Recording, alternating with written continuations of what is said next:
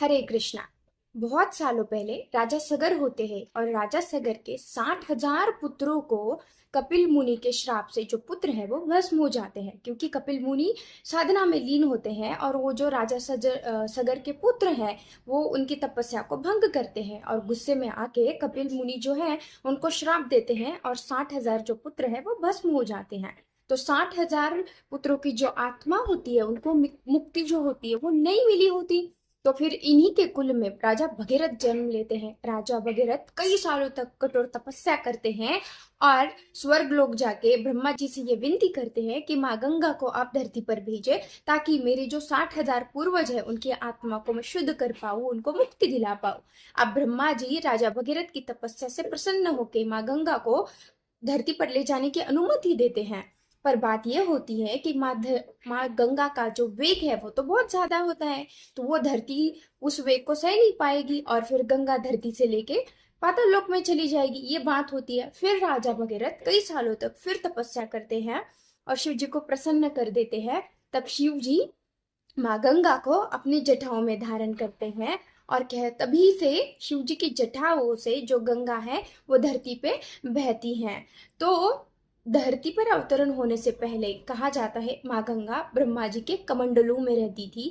उसके बाद उन्होंने स्थान लिया शिव जी के जटाओं में एंड शिव जी की जटाओं से फिर माँ गंगा धरती पर आई। सो इस कहानी का बहुत ज्यादा कनेक्शन है गंगा दशहरे से।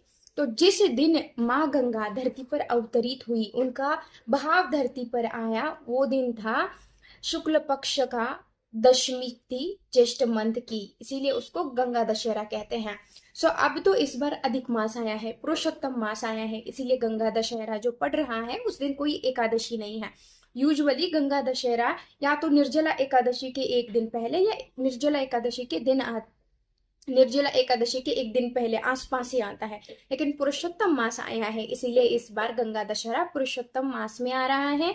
और कई सारे फैक्टर्स देखे जाते हैं, वो सभी फैक्टर्स मैच हो रहे हैं, इसीलिए इस बार गंगा दशहरा 25 मई सोमवार को है। इसमें कोई भी कंफ्यूजन नहीं है। अब आते हैं कि जब गंगा दशहरा आता है तो हम माँ गंगा का पूजन करते हैं, माँ गंगा को याद करते हैं, उनपे ग्रैटिट्यूड एक्सप्रेस करते हैं। और पुराणों के अनुसार, कथाओं के अनुसार माँ गंगा में स्नान करने से इंसान के सभी पाप धुल जाते हैं।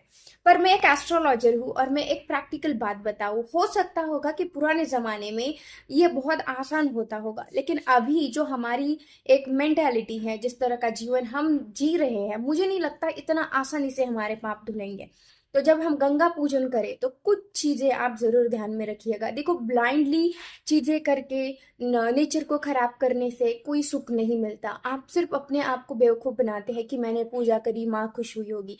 अगर आप गंगा पूजन के लिए जा रहे हैं तो प्लीज मेक श्योर करिए गंगा में कोई साड़ी कपड़ा मत डालिए। आपकी आस्था है, मैं जानती हूँ क्योंकि मैं भी करती हूँ गंगा पूजन। आप जाएं, आप माँ के किनारे पे बैठे, माँ के अंदर आप चरण रख के बैठिएगा, एक बार माँ के साथ अपने मन से एकजुट होइए, शांत हो जाइए गंगा किनारे बैठ के और माँ से मानसिक लेवल पे कनेक्ट होइए और मानसिक लेवल पे हर चीज अर्पण करके देखिए। देखो, वो चीज भगवान तक पहुंच जाएगी। लेकिन जस्ट आपके आप सिर्फ अपने आप को सेटिस्फाई करने के लिए वहां जाके फूल आप नदी में डाल रहे हो, दिए नदी में छोड़े जा रहे हो, कपड़े नदी में डाले जा रहे हो। देखो, इन इन इम्प्रैक्टिकल चीजों से माँ गंगा खुश नहीं होगी और ना आपकी पूजा फलेगी।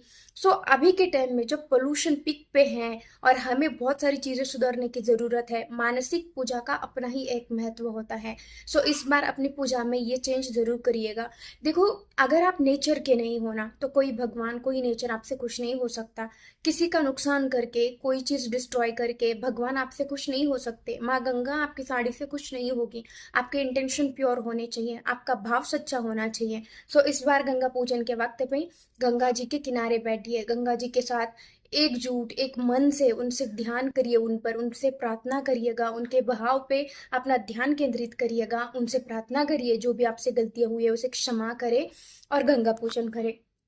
और जब भी किसी पवित्र स्थान पे जाइए, मेक श्योर करिए आप वहाँ पे इतना भी गंद ना फैलाओ, क्योंकि वो आपके पाप में कई गुना जुड़ जाता है।